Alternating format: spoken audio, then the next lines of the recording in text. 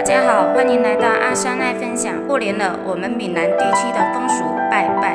今天阿山从菜市场买了一大堆的好料，我们来看一下有哪些：冰鲜的鱿鱼、芋头、白带鱼，还有排骨、香肠、丸子、一块五花瘦肉，还有生面、碱面。哇，看着是不是很丰盛呢？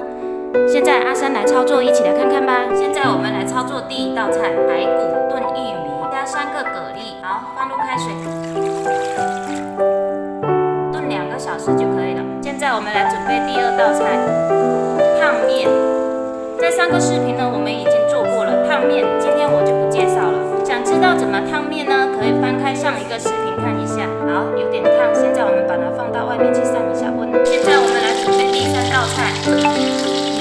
蛙肉，锅中倒入撒点白砂糖，将白砂糖炒成焦黄色，好像这个颜色就可以了。倒入五花肉，桂皮，放入少许的生抽，食用盐，盖上锅盖炖1个小时就可以。现在我们来准备第4道菜：炸芋头，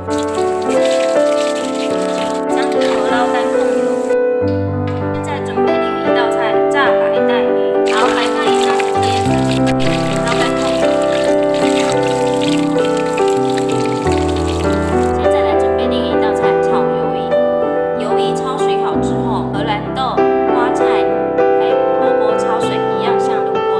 放入生酱汁，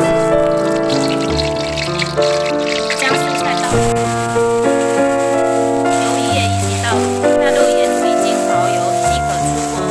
哇，一道菜又完成，大功告成，所有的菜都完成啦！看着是不是很丰盛，很想吃？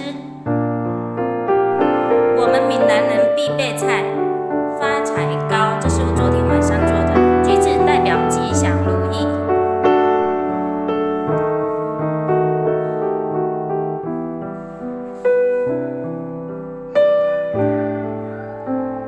准备开始拜拜啦！